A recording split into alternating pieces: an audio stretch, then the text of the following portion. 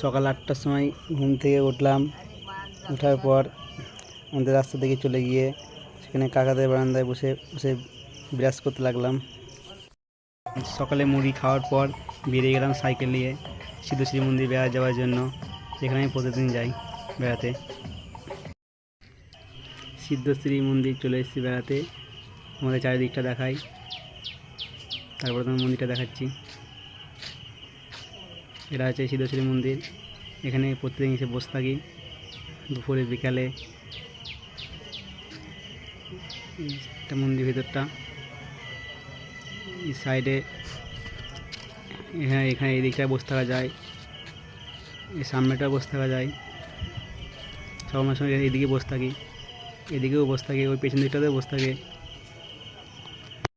সিদ্ধেশ্বরী মন্দির থেকে বাড়ি আসার পর আমি চলে আসলাম কলাদার দোকান আনতে।